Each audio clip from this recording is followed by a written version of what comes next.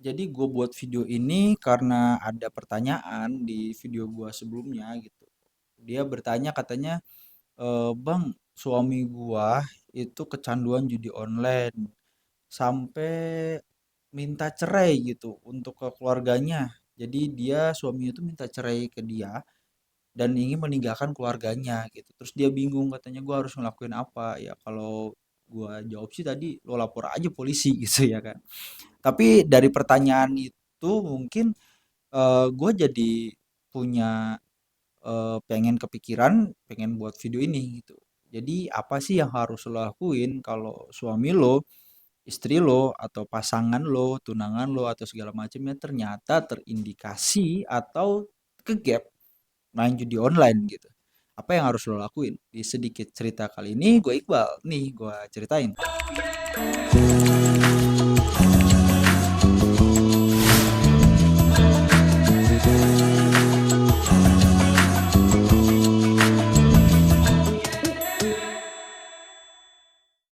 Tentu aja kalau kita mau punya pasangan atau mau menjalani hidup, me kita pengen pasangan yang sejalan dengan kita toh, itu aja gitu kan. Kalau kita benci judi online, ya kayak gue sendiri benci judi online gitu kan, terus dapat pasangan yang berjudi online gitu kan, kita pasti nggak mau dong. Ya di video-video gue sebelumnya ada yang komen tuh salah satu ibu-ibu yang katanya suaminya kejadian judi online, terus dia pengen apa sih namanya, pengen pisah sama keluarganya. Tapi dia nggak mau. Ada juga sih yang bapak-bapak yang curhat katanya, apa namanya, dia juga kecanduan judi online dan dia pengen ninggalin istrinya, tapi istrinya dia bingung gitu, mau ditinggalin atau mau berhenti judi online. Tapi kalau mau berhenti juga katanya peluang untuk berhentinya susah, aneh ya. Jadi dia udah di tahap kecanduan atau di tahap dia nggak bisa keluar dari judi online gitu. Terus apa sih yang harus kita lakukan sebagai pasangan kalau misalkan pasangan kita, istri atau suami atau tunangan atau pacaran gitu, terkena judi online dan kita harus ngapain? Yang pertama, gua harus bagi dulu nih dari 3 tipe atau 3 kriteria penjudi online gitu. Jadi gua bagi jadi 3. Yang pertama adalah orang yang berjudi online yang masih di tahap iseng-iseng gitu, tahap pertama. Nah, kalau di tahap iseng-iseng ini sebenarnya, dia masih bisa kita selamatkan gitu.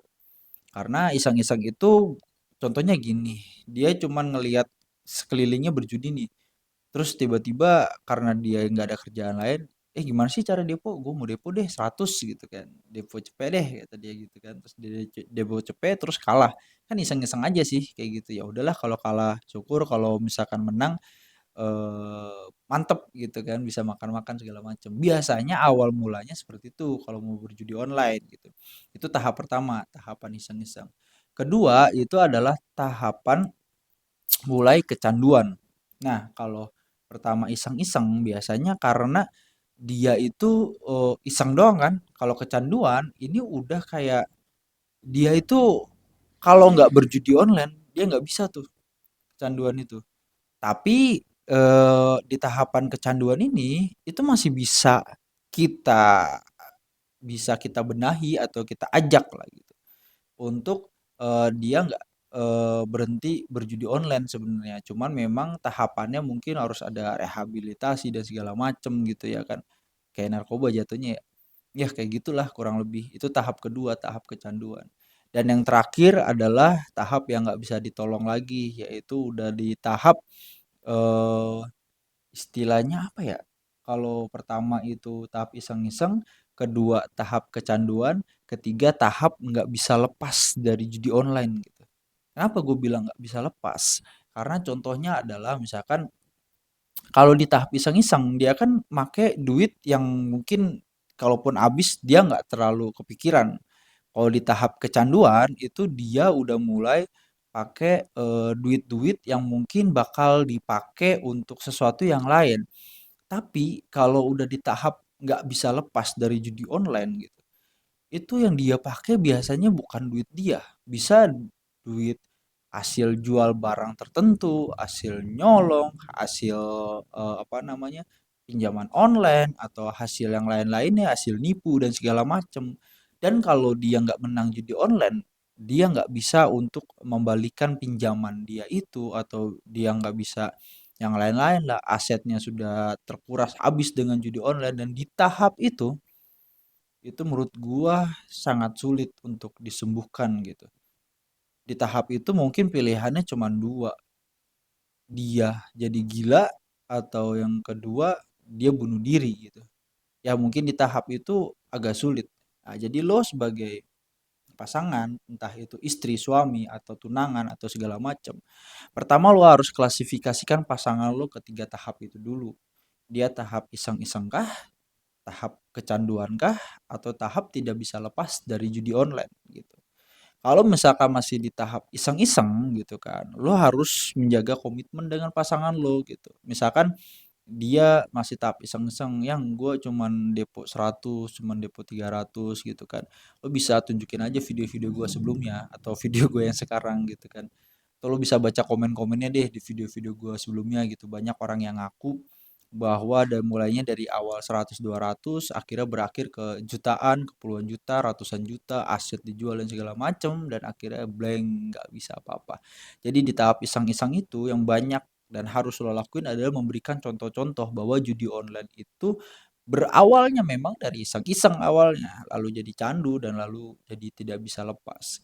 Nah, di tahap kecanduan ini menurut gua kalau lo udah jadi istri atau udah jadi suami, di tahap kecanduan adalah tanggung jawab lo untuk merehabilitasi. Misalkan ya bisa aja lo apa namanya, mengambil gadget pasangan lo itu gitu, karena udah beristri ya, udah sah lah ya.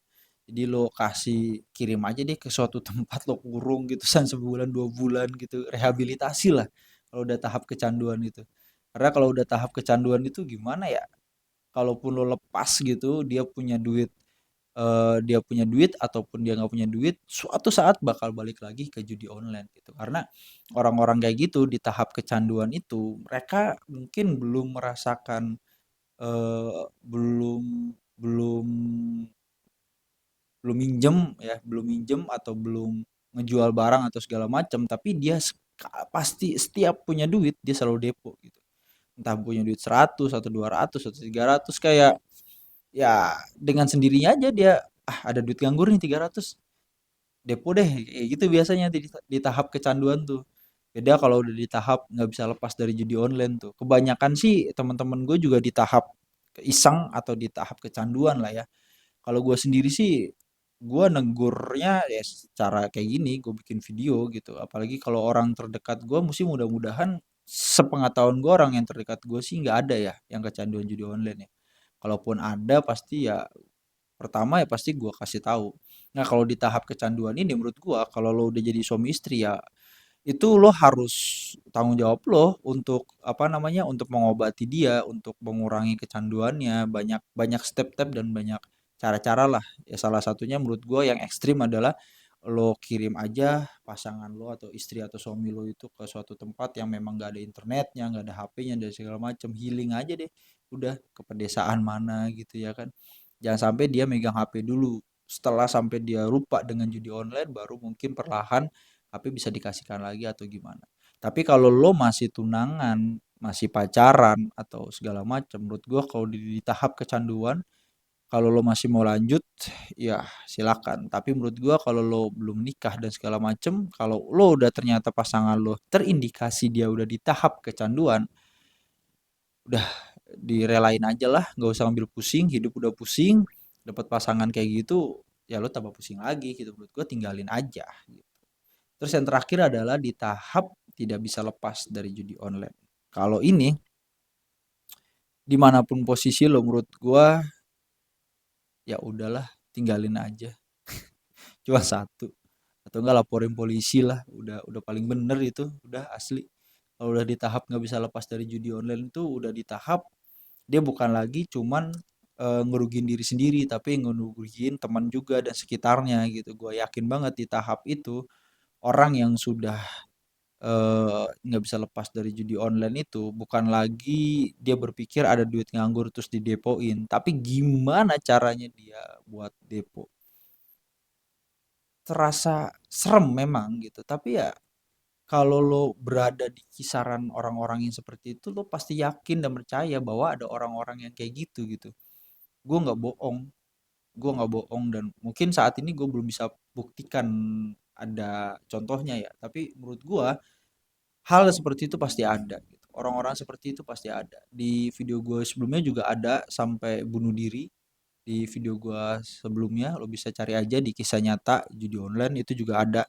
Itu 3 orang sampai salah satunya sampai bunuh diri gitu. Jadi tahap lepas, tidak bisa lepas dari judi online itu memang ada gitu. Gue ulangi berarti ada 3 tahap, yaitu iseng, tahap iseng, lalu kedua adalah tahap kecanduan, dan terakhir ada tidak bisa lepas dari judi online.